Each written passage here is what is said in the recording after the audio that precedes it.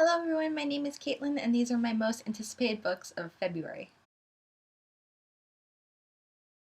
Sorry, this one's a little later than last month's was, but it's been one of those years so far.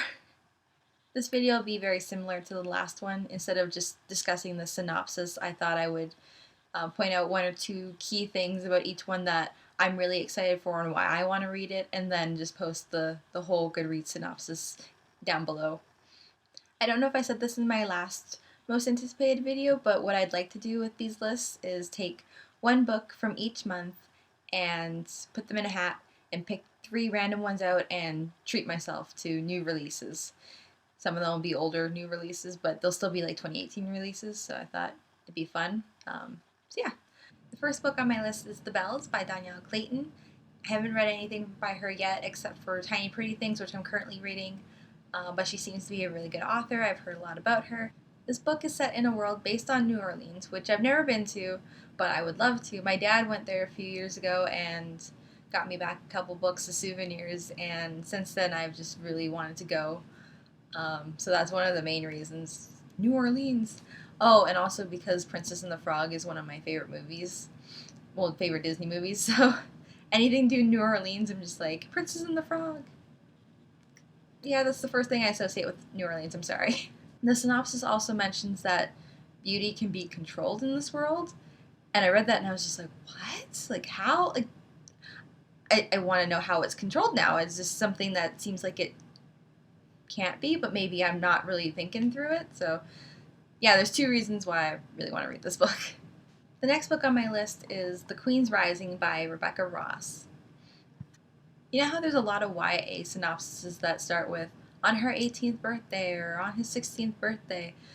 This book starts off with, on her 17th summer solstice. Okay, like, updated, little, okay. The thing that really got my attention though is the word passion that came up, and as you read further, it talks about how a lot of people are innately born with a passion, and the main character, Brianna, has to find hers and she's struggling, and that's actually one of the reasons I moved across the country to go to school, was because I wanted to find my passion. I wanted to be a little more independent and just figure out who I am. So, I already relate to the main character and I don't even like really know her yet. So, yeah, it's one of my most anticipated. The next book is When My Heart Joins the Thousand by A.J. Steger. This book is a contemporary novel, and I feel like I haven't been reading a lot of contemporaries lately. It seems like I've been reading a lot of fantasies, a sci-fi or two. So I'm interested to dive back into the contemporary world. But the one word that really got me with the synopsis is emancipation. I don't know why I couldn't say it. Emancipation. And, I don't know if I've actually read a YA novel where it talks about teens wanting to be divorced from their parents. It's not. I don't think it's commonplace, but maybe it is. Actually, let me know if it is. I have no idea. I haven't looked at any statistics for that, but I've seen one show on TV where the girl is trying to emancipate from her parents. So it's just like an intriguing thing to me because I love my parents so much, and I couldn't imagine divorcing from them. But some kids are in positions where they need to, or I don't know.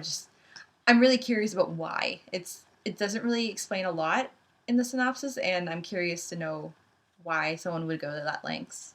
This next book is called American Panda by Gloria Chow, and it looks like the most adorable contemporary I've ever seen.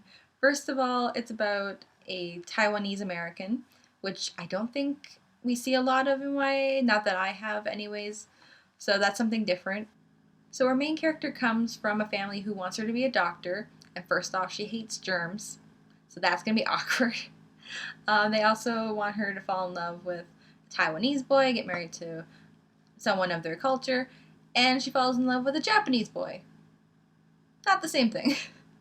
So, I don't know, I have a feeling this book is going to be so cute. You can already tell by the cover, the girl on the cover looks so happy and like,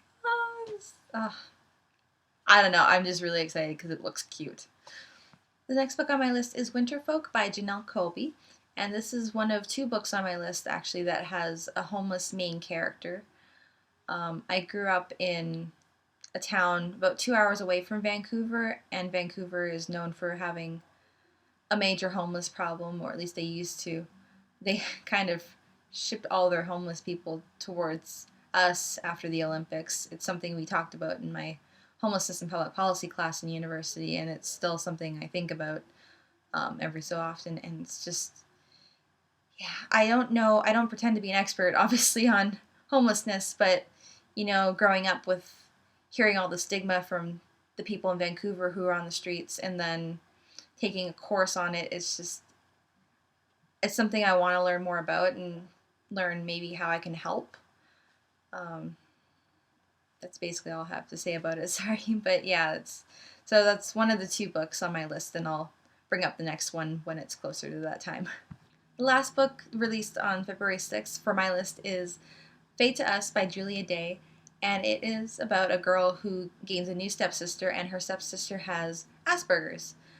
I have a brother who has another form of autism. I don't know if there's an exact name for it, but he's on the further end of the spectrum where he's considered lower functioning. Asperger's is, I believe, considered more high functioning autism. And I've met a couple people with Asperger's. I haven't really explored it as much. Like, I just have my experience with my brother. So I would love to be able to read more about other forms of autism, including Asperger's. And yeah. So this next book is set to be released on February 13th and is called When Light Left Us by Leah Thomas. I don't even really know how to describe this book.